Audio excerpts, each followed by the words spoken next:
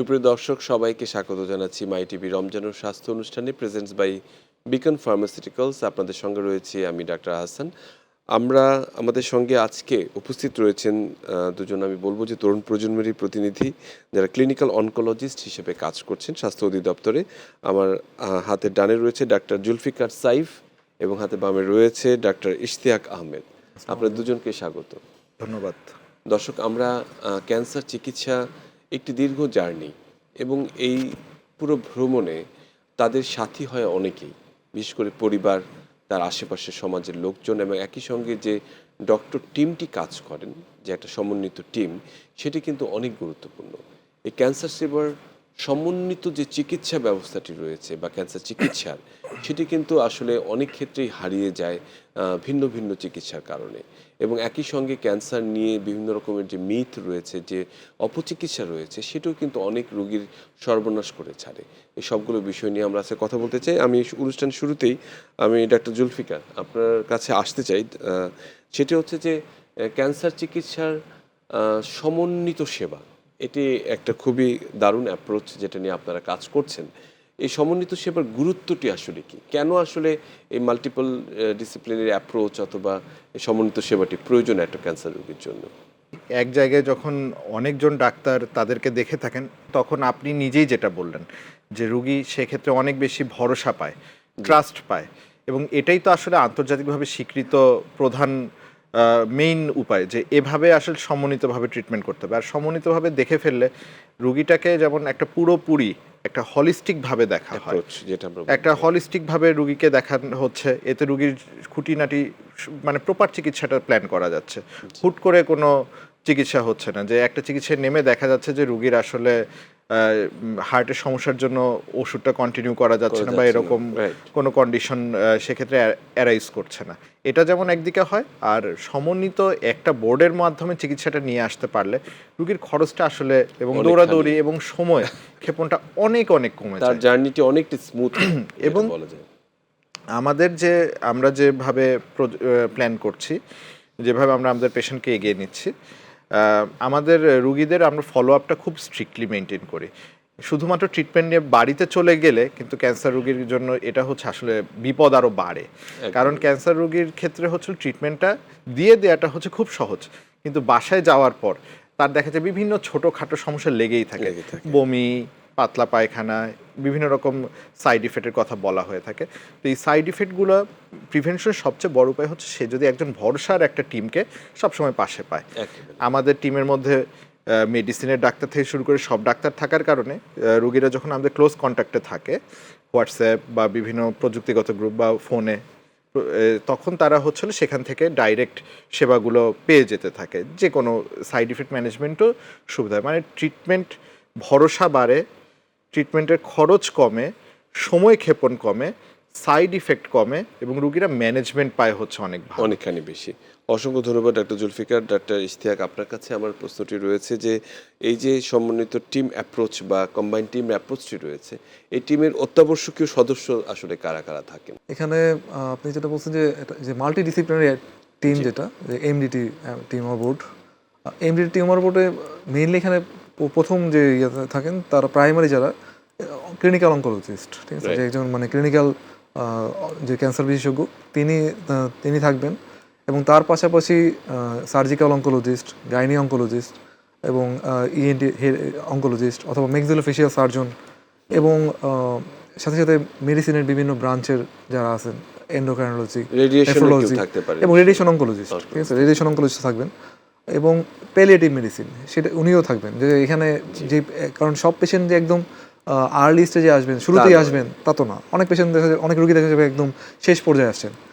সেও যেন এই টিউমার বোর্ড কিংবা মাল্টি ডিসিপ্লিনারি যে টিউমার অ্যাপ্রোচ, এখান থেকে সেও যেন ট্রিটমেন্টটা পায়, সেই মুমূর্ষ রোগীর যে চিকিৎসাটা হয়, সেটাই কিন্তু একটা মাল্টি ডিসিপ্লিনারি টিউমার অ্যাপ্রোচের লক্ষ্য, প্রধান উদ্দেশ্য এবং সুনির্দিষ্ট লক্ষ্য হচ্ছে সে পেশেন্টকে ঘুরতে হলো না, পেশেন্ট একটা জায়গা থেকেই সমস্ত ট্রিটমেন্ট মতামতগুলো এবং মানে আন্ডার ওয়ান আমব্রেলা, একটা ছাতার নিচেই সে সবকিছু পেয়ে গেল। এবং একজন ক্যান্সার রোগীর জন্য মাল্টিপল জায়গায় ঘুরে চিকিৎসা নেওয়াটাও, এটা আমাদের বাংলাদেশে আপনার বাইরের দেশগুলোতে মানে সাধারণত এরকম অ্যাপ্রোচেই ট্রিটমেন্ট করা হয়, পেশেন্টকে ঘুরতে হয় না।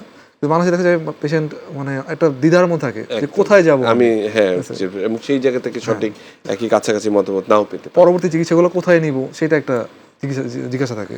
আচ্ছা, যখন ক্যান্সার চিকিৎসায় রোগী জানতে পারে বিশেষ করে যে তার ক্যান্সার হয়েছে এবং সেই ক্যান্সারটি ডেফিনেটলি তার জন্য সহজ একটি জার্নি নয়, এই পুরোটা সময় জুড়ে এই নির্ণয় থেকে শুরু করে চিকিৎসা এবং তার পরবর্তী সময়ের ফলো আপ এবং প্রতিটি কেমো, প্রতিটি রেডিয়েশন থেরাপির এই যে ক্রান্তিকাল, এই সময়টিতে রোগীর একটি খুব ট্রমার মধ্যে দিয়ে যায়, মেন্টালি এবং ফিজিক্যালি। অনেক ক্ষেত্রে ফিজিক্যাল ট্রমা আপনারা হয়তো ওষুধপত্র এগুলো দিয়ে ঠিক করে ফেলেন, কিন্তু এই মানসিক যে ট্রমাটি রয়েছে সেক্ষেত্রে সেটির ব্যাপারে আপনারা কী ধরনের চিন্তা করে থাকেন বা কিভাবে রোগীকে সহায়তা করে থাকেন? ধন্যবাদ। ক্যান্সার ট্রিটমেন্ট আসলে হলো এটা, এই ট্রিটমেন্টে আসলে রুগীকে মূল্য চুকাতে হয়। সেটা কখনো কিছুটা অঙ্গহানির মাধ্যমে, আর যদি অঙ্গহানি না হয় সেক্ষেত্রে মনে করেন যে সাইড ইফেক্ট অথবা এই যে মেন্টাল ট্রমা। জি। এবং এই মেন্টাল ট্রমার একটা গুরুত্বপূর্ণ কারণ হলো এই অঙ্গহানিগুলো। এখন পর্যন্ত অঙ্গহানি কিভাবে, যেমন দেখা যায় যে ব্রেস্ট ক্যান্সারের ক্ষেত্রে জি।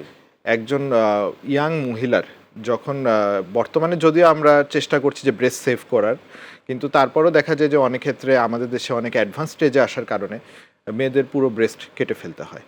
এটা কিন্তু শুধু অঙ্গহানি না, এটা একটা বিশাল মেন্টাল ট্রমা। কারণ দেখা যায় যে কোনো সে সামাজিক অনুষ্ঠান বা সেখানে যেতে তার একটা হীনমন্যতা ভোগ করে যে আমার একটা আমি হয়তো দেখতে একটু আমাকে অড লাগছে বা কিছু এরকম।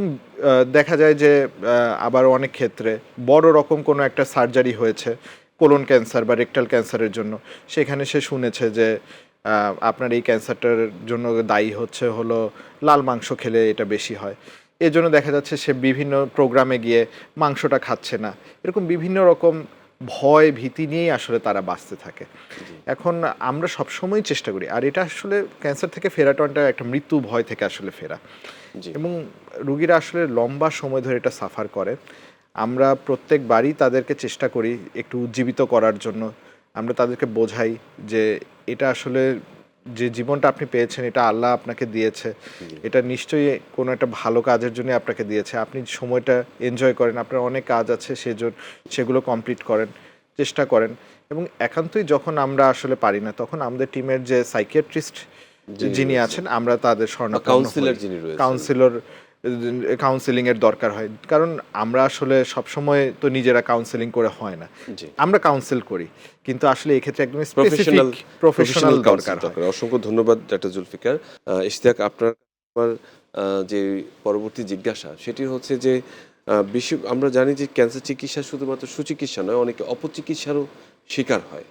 অনেক ক্ষেত্রে দেখা যায় যে পেরিফেরিতে হয়তো একটা অপারেশন না বুঝেই অনেক সময় হয়ে যায়, কিন্তু পরে দেখা গেল যে সেটি একটা ক্যান্সার ছিল, সেটি ছড়িয়ে যাওয়ার সম্ভাবনা থাকে। অনেকেই আবার ক্যান্সারকে ভয় পেয়ে এসব কাটাছেঁড়া অথবা রেডিও কেমোথেরাপিকে ভয় পেয়ে তারা দ্বারস্থ হচ্ছে কবিরাজ অথবা হোমিওপ্যাথ, যেগুলো চটকদার কিছু বিজ্ঞাপন অনেক সময় দেখা গ্যারান্টি দিয়ে যেখানে ক্যান্সার চিকিৎসা করা হয়। এই বিষয়গুলোকে আসলে কিভাবে দেখেন, যেটা সোশ্যাল প্রবলেম হিসেবে কিভাবে দেখেন? আপনি যেটা প্রথমে বলছেন যে ক্যান্সারের চিকিৎসা যদি আমরা বলি যে সুচিকিৎসা এবং অপচিকিৎসা, তো সুচিকিৎসা হচ্ছে যেটা বিজ্ঞানসম্মত, যেটা হচ্ছে রিসার্চ বেসিস, মানে গবেষণাগতভাবে বিভিন্ন মানে প্রযুক্তিগতভাবে মানুষের দ্বার প্রান্তে এসে পৌঁছেছে। আর যেটা হচ্ছে অপচিকিৎসা আসলে এখন আপনি যেগুলো বলতেছেন এগুলো হরহামেশাই আমরা পাচ্ছি এই ধরনের পেশেন্টগুলো। এবং বিভিন্ন এখন তো সোশ্যাল মিডিয়ার যুগ, ফেসবুক কিংবা ইয়াতে দেখা যায় যে বিভিন্ন বিজ্ঞাপনের মাধ্যমে মানুষকে 100% গ্যারান্টি সহকারে কাজ করা হয়, কিংবা 100% গ্যারান্টি আপনি সুস্থ হয়ে যাবেন। তো এই ধরনের চটকদার মানুষ আমাদেরকেও যখন আমি যখন রোগী পাই তখন আমাকেও একই প্রশ্ন করা হয় যে স্যার এটার গ্যারান্টি কতটুকু, যে 100% ভালো হবো তো, কিংবা আমার স্টেজ 4 ক্যান্সার আছে আমি 100% ভালো হবো তো। তা আমরা কিন্তু আমরা যেভাবে আমাদের পড়াশোনা শেষ করেছি কিংবা আমরা যেভাবে আমাদের ডিগ্রি কমপ্লিট করেছি, আমরা সেই আলোকে তাদেরকে উত্তর দিয়ে থাকি। কিন্তু এখন যেগুলো অপচিকিৎসার যেগুলো হচ্ছে, যেগুলো বিজ্ঞানসম্মত নয়, যেগুলো বিভিন্ন ধরনের বিভিন্ন টোটকা জাতীয় চিকিৎসা, ঠিক আছে, যেগুলো সাময়িক হয়তো বা তাকে কিছু উপকার দিল, কিন্তু লং রানে দেখা যায় দীর্ঘমেয়াদীতে তার এগুলো শরীরে আরও ক্ষতি বয়ে আনলো। সেইটার ব্যাপারে আসলে আমরা প্রথম থেকেই আমরা সামাজিক সচেতনতা মানে চালিয়ে যাচ্ছি যে এগুলো আসলে আপনি অনেকেই বলে যে হ্যাঁ আমার ওই অমুক থেরাপি নিয়ে কমছে, আমি নাম বলতেছি না, যে অমুক থেরাপি নিয়ে কমছে, কিছু আমার কিছু একটা উপকার পেয়েছি, কিন্তু আসলে দেখা যায় কিন্তু পরবর্তী আমরা যখন দেখি যে একটা ব্রেস্ট ক্যান্সারের পেশেন্ট কিংবা একটা কোলন ক্যান্সারের পেশেন্ট, নালীর ক্যান্সারের পেশেন্ট, খাদ্যনালীর, পরবর্তী যখন সে সেই ট্রিটমেন্টগুলো থেকে যে একটা আমার কাছে অনেকগুলো ইয়েও ছিল, যে ফিগারও ছিল যে এত বাজে অবস্থা হয়ে যায় জিনিসগুলো, মানে সেটা এগুলা আসলে এগুলা রিকভারি করা consequence-টা সম্ভব অনেক না। খারাপ। ডাক্তার জুলফিকার যে কথাটি বলছিলাম, ক্যান্সার ধরার পরে পরিবারের সদস্যদের অনেকে আবার খুব ওভার এনথুসিয়াস্টিক হয়ে যায়। তার জন্য বিভিন্ন রকমের ভেষজ, প্রাকৃতিক এবং নন যেটা অল্টারনেটিভ কিছু ট্রিটমেন্টের কিছু আছে, বিভিন্ন দেশেরও সাহায্য নেয়। এই ধরনের চিকিৎসাগুলো শুরু করে। তার খাবার-দাবারের প্রতি অত্যন্ত বেশি যত্নশীল, বেশি অতিমাত্রায় যত্নশীল হয়ে যায়। এই ব্যাপারটিকে আসলে কিভাবে আপনারা গাইড করেন? একটা ক্যান্সার রোগীর আসলে খাদ্যাভ্যাসটি কেমন হওয়া দরকার? অধিকাংশ লোকেরই ধারণা হলো যে ক্যান্সারের একটা মেজর কজ হলো আমাদের ফুড হ্যাবিট। একদম। স্বীকার করতেই হবে যে আমাদের খাবার দাবারে এখন দূষণের মাত্রা, আমাদের আশেপাশের দূষণ, খাবারে হলো ভেজাল, আর্টিফিশিয়াল জিনিস, এগুলোর পরিমাণ অনেক বেশি। এগুলোর কারণে ক্যান্সার হতে পারে। কিন্তু আমাদেরকে সবার আগে মনে রাখতে হবে ক্যান্সারের মেজর কজ কিন্তু আসলে এটা আসলে মানুষ বাই বর্ন নিয়ে আসে। জেনেটিক। সকল মানুষ কিন্তু সমান রকম সাসেপ্টেবল টু ক্যান্সার না। যেমন আমাদের অনেক রুগী আছে যারা অধূমপায়ী কিন্তু তাদের লাং ক্যান্সার হয়ে গিয়েছে। আজকে আমরা একটা রুগী দেখে আসলাম, 60 বছর ধরে সে ধূমপান করছে, তার শেষ বয়সে এসে সামান্য ছোট্ট একটা লাং ক্যান্সার হয়েছে। ছোট্ট, এত আর্লিতে আসলে ধরাও পড়ে না। তো সবাই আসলে সেম না। তো এটার বেসিক আমাদের বুঝতে হবে যে আমাদের ক্যান্সারটার মেইন কজ হচ্ছিল আমাদের জেনেটিক্স। এটা আমাদের ভাগ্যের লিখন। হ্যাঁ, সেই ভাগ্যের লিখনটাকে আমরা গাইড করতে পারি খাদ্যাভ্যাস দিয়ে। সেটা আমাদেরকে ক্যান্সার হওয়ার আগেই সে বিষয়ে সতর্ক থাকতে হবে। ফ্রেশ খাবার খেতে হবে, এবং যদিও এটা নিয়ে প্রচুর বিতর্ক আছে, কিন্তু আমাদের যতটুকু স্টাডি সেটার ভিত্তিতে আমরা বলতে পারি যে চিনিটা কমালে, রিফাইন্ড সুগার, রিফাইন্ড কার্বোহাইড্রেট এটা কমালে ডেফিনেটলি দর্শকরা উপকার পাবেন, এবং মিষ্টি জাতীয় খাবার এটা কমিয়ে দিলে এটার বেশ ভালো এভিডেন্স আছে যে ফল পাওয়া যাবে। কিন্তু ক্যান্সার হয়ে গেলে সেক্ষেত্রে আসলে আপনি যেমন আগেই বলেছেন প্রোটিনে আমাদেরকে খুব ভালো মতো ফোকাস করতে হবে যাতে শরীরের ভাঙা গড়াটা মেইনটেইন হয়। কারণ ক্যান্সার সে শরীরের সবটুকু পুষ্টি প্রোটিন শুষে নিয়ে নিজে বড় হওয়ার চেষ্টা করে। তাই শরীরের বাকি সেলগুলোকেও তো কিছু দিতে হবে আমাদের। তাই এক্ষেত্রে আমাদের কথা হলো যে ভেষজ বা এগুলোতে বেনিফিট নেই, আপনি চলে আসেন সেই 10 টাকার ডিমের সাদা অংশ, মহৌষধ। একেবারে খুবই চমৎকার করে বললেন, এবং আশা করছি যে আপনাদের দুজনেরই যে চিন্তাটি রয়েছে যে একদম সমন্বিত একটি ক্যান্সার সেবার বাংলাদেশে আরও বেশি দূর এগিয়ে নিয়ে যাওয়া, এবং কোনো ক্যান্সার পেশেন্ট যাতে আসলে কোনোভাবে বঞ্চিত না হয় তার সেবাটি থেকে, সেটি আমি মনে করি আর দুর্দান্ত গতিতে এগিয়ে যাবে, এবং বাংলাদেশেও নিশ্চয়ই সেটি আরও প্রচলিত হবে। সো আপনার দুজনকে আমাদের সঙ্গে থাকার জন্য অসংখ্য ধন্যবাদ। প্রিয় দর্শক, এতক্ষণ আমরা ক্যান্সার চিকিৎসার সমন্বিত যে সেবাটি নিয়ে আমাদের এই প্রজন্মের যারা ক্যান্সার বিশেষজ্ঞ রয়েছেন তাদের চিন্তা ভাবনাটি শুনলাম। তারা ভবিষ্যতের যে কাণ্ডারি ক্যান্সার চিকিৎসাকে যেভাবে এগিয়ে নিতে চান সেই স্বপ্নের কথা শুনলাম। আশা করি সেটি বাংলাদেশের ভবিষ্যৎ যারা ক্যান্সারে আক্রান্ত এখন হয়েছেন বা যারা হয়তো সেই ঝুঁকির মধ্যে আছেন তাদেরকে সেটি থেকে অনেকখানি মুক্ত রাখতে পারবে। সবাই ভালো থাকবেন, সুস্থ থাকবেন।